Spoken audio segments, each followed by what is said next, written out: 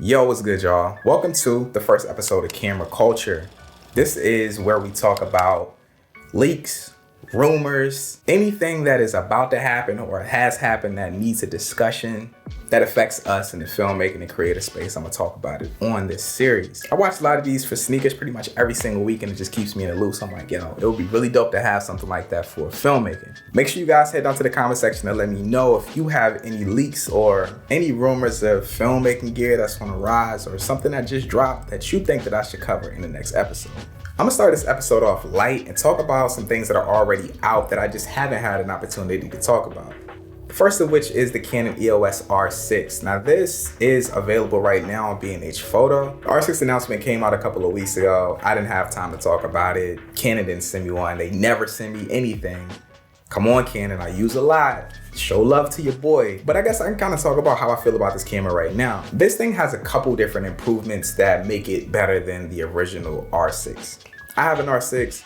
R6 has problems, but I still like it. The main differences of the R5 Mark II and the original R6 is that this thing can do external 6K recording in ProRes, which is really dope. It has a brand new autofocus system, I believe. They removed the overheating, and this thing no longer has a record limit. Now, just hearing about those improvements from the camera, you probably would think like, this doesn't constitute an upgrade. And I don't think it necessarily does if you already have the original R6, but if you're coming from something like an EOS R or you're coming from some of the APS-C options from Canon, I think that this is a great cop. I think that this camera will do some dope stuff, create some dope content. And the fact that you can record external 6K recording in ProRes is pretty dope. I don't know how practical it is or how many people will actually do this, but the fact that you can is dope. And on the Sony side of things, the A7R5 is now available on B&H as well. I don't personally know too much about this camera. I didn't really look too much into it. But the reason that I wanted to bring this up is that we have gotten back to cameras being readily available, which is great. You think about it, a lot of the previous camera drops that have been available to us, like the R5, the FX6, the FX3 even, it was like a crazy wait on these cameras. And if you want an A7R5 right now or R6 Mark II, you can just go buy it on B&H right now, which is dope. So I think that it's fire that we've gotten back to the point where the cameras are actually available to the people who want to purchase them. The next rumor is about the EOS R5 Mark II. Now this thing has been in talks for a little while. I always see rumblings about this camera on Twitter whenever I'm browsing. The latest rumor about this camera is that it's going to be announced in Q2 of 2023, which is going to be here before you know it. We're about to go into 2023 in a second, so this is gonna be here before you know it. While we're here on the topic of the R5 Mark II, I wanna talk about some of the rumor specifications for the camera. A new 61 megapixel CMOS BSI sensor. 61 megapixels, bro. Do we really need 61 of them things? I don't think so. 30 frames per second electronic shutter and tracking with 12 frames per second on the mechanical shutter. This is rumored to have the brand new autofocus system of the R3 and the R6 Mark II that we just talked about. Internal 8K 60p video recording. It says that it's 8K raw video specs to be confirmed. So, I mean, obviously when we get closer to the release, when we get the announcements about the camera, we'll know exactly what these specifications are. But right now it's saying 8K 60p internal recording, and I'm assuming that this is going to be a direct competitor to the Nikon Z9, which we already have right now. It's an incredible camera. I actually shot a music video on it. The Nikon Z9 is heavily slept on. That's one of those cameras that you don't really hear too much about in the YouTube space, but it is an incredible camera. Internal 4K up to 120 frames per second, all by oversampling, which is dope. Full HD 240p. I think that the A7S III had this inside of it. Focus breathing correction for video. This was a feature that we saw introduced into the Sony a7 IV, which is a really dope feature, honestly. No overheating. I would imagine that Canon is thinking about this, and the big headlines that they had when the original R5 dropped, they want to completely combat that. So I would imagine that this camera has virtually no overheating. 60 minutes of 4K video, and I would imagine that pretty much any other video recording format that is lower than this would get unlimited video recording. Seeing as the R6 Mark II has completely removed video recording limits, I would imagine that this also has that. Dual CF Express Type B card slots and a standard HDMI port. Great, that's what we want. We do not want micro or mini. Camera manufacturers, keep this in mind. We don't want that. We want full size HDMI. And this feature right here has me kind of excited too. The new design of a varied angle LCD monitor. So this is going to be similar to what we saw in the Lumix GH6, which is an incredible screen setup. It allows you to basically film from any angle. So on the video side of things, this is going to be really dope. So keep your eyes open. We might see the R5 Mark II in Q2. Y'all thinking about getting this? I don't really know who needs 8K video recording. I think it's a little overkill, but y'all let me know what y'all think about this. Is this killing Sony right now, or Canon ain't doing nothing, ain't talking about nothing? Y'all let me know. Now the next rumor is there's rumored to be an EOS R system camera that's going to be between the R7 and the R10. Now this one right here confuses me because we don't need a camera in between these two. The R7 is great. It's an APS-C sensor R mount camera from Canon that has some pro features on it. I think it's a really dope camera, honestly. The R7 looks fire. Then you have the R10, which is, it's not too pro. It has some crispy video on it. I actually got one over here in the corner because I got it for a sponsorship. But this thing is not considered a pro camera. It's aimed at people who want to get into content creation, or just like somebody who needs a camera to take photos and get some crispy video, like family or something like that. So why do we need a camera in between these two? I don't really understand why, but really soon, apparently we're gonna get a camera in between these. I wonder if Canon is like thinking about the old days where we used to have like the 7D, and then we had like the 60D, and then we had like the T2i. So like you got these three different levels of cameras, but they all kind of are the same. I don't know. I don't know if we need this. Y'all let me know what y'all think about it. Apparently that's coming really soon, like Q1 of next year, or who knows? I don't know. I don't know why we need this, but I don't think we do. Yeah, I got that wrong. That wasn't Q1. This one is Q1. I forgot about this. The next rumor is about the R50.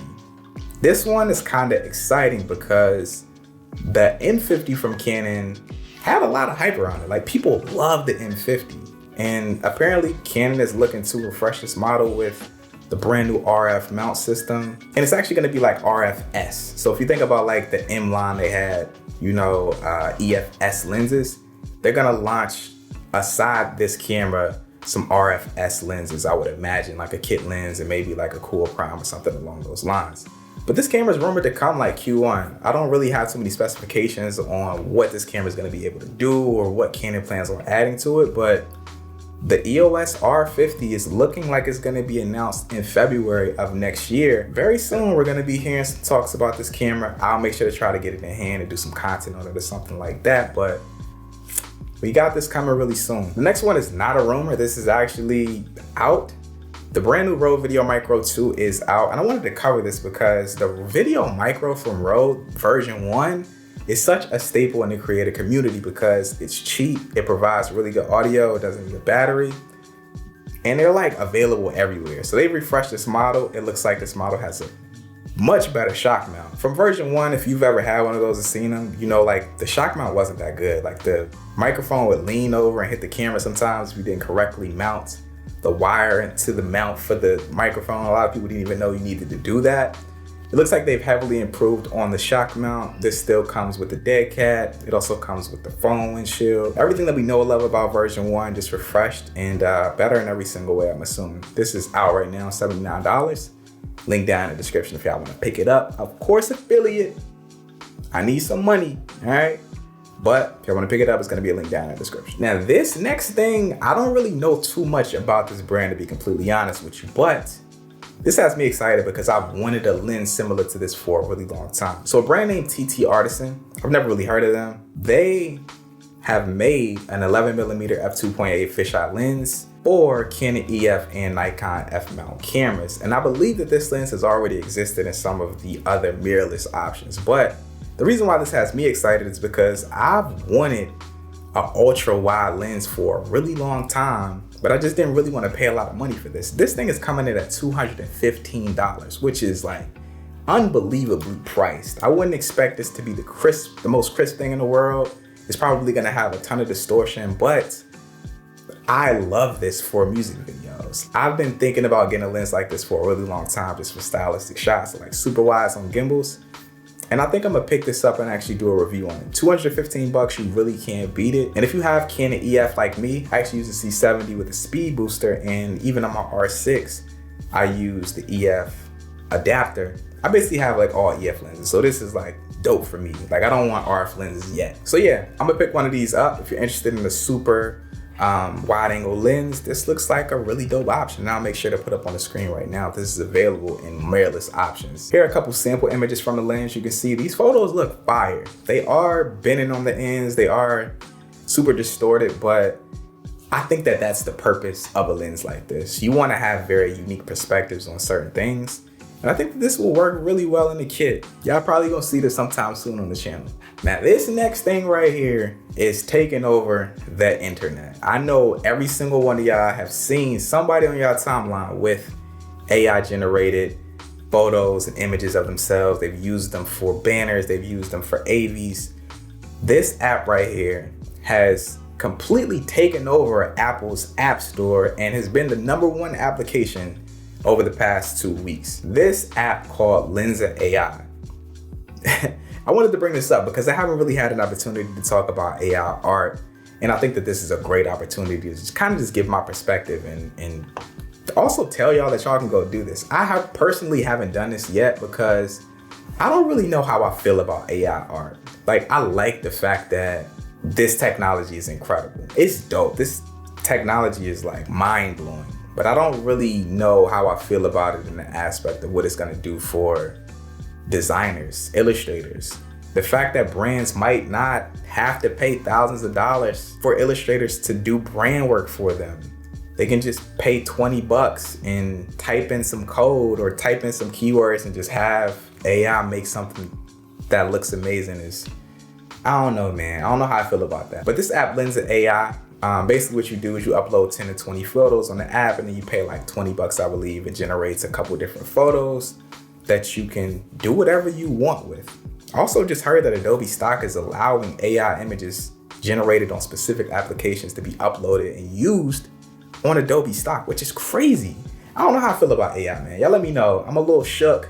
I don't know how it's gonna affect and like, you know, take some designers' jobs. I think that's kind of messed up, but you can't deny the technology is freaking incredible. So you've been seeing these and you want to do this, Lensa AI is where this is from. And I don't even need to show y'all examples because y'all have seen a million of them. Everybody looks cool. You got people in space. You got people who look like WWE characters. It's wild, y'all. Lensa AI is crazy. This next thing isn't necessarily a leak, but Loupedeck Live S is now launched. Now, a lot of people ask me about Loupedeck. What's that console you have on your desk? What do you use it for? Do you actually use it? Do you like it? Do you love it? I love this. I use this every single time I edit, and Loupedeck has released a smaller version of this that is technically made for live streaming, but it's programmable the exact same way that this is for an array of different applications like Final Cut, Premiere, Photoshop, Lightroom, that sort of stuff like that. So if you want a console like this and you want like a smaller option that's a lot cheaper, this thing is coming in at $179, which is fire. If I didn't have one of these and I was looking to pick one up, $179, you can't beat it for this. It has the cool little screen layout similar to this one. It just doesn't have as many dials and buttons and the cool little circle thing at the bottom. But this is fire, yeah. I actually do recommend Loupedeck, and if you customize this how you like to edit, it can definitely shave off a lot of time with custom keybinds and stuff like that.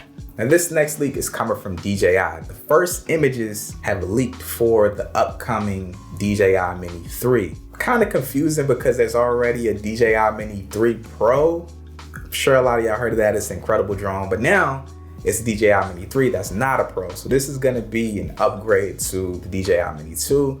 It's not gonna have as many Pro features. It probably won't have log shooting, and it also doesn't have a lot of the motion sensors that you see on the Mini 3 Pro, as you can see from the images that are leaked. But it looks dope. It has the controller option that already has a screen built into it.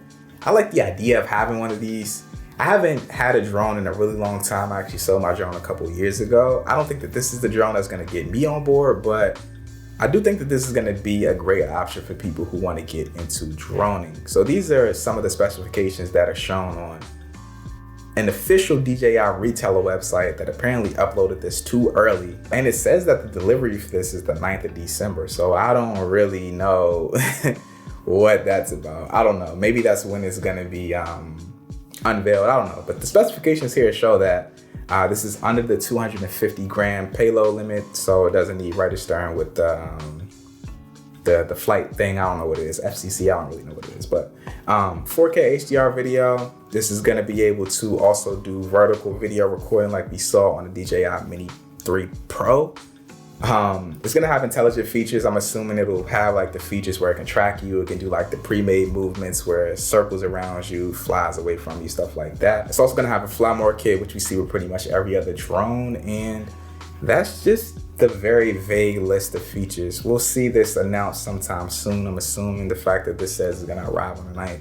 I would assume that we're gonna hear about this really, really soon. So you were thinking about buying a Mini 2? Hold off on it because this Mini 3 is gonna be days away. So that's Camera Culture episode 1. Make sure you guys head on to the comment section to let me know if you got any other leaks you want me to talk about. If you enjoyed it, make sure to drop it a like and subscribe to the channel if you're new here. I'm out, guys. Peace.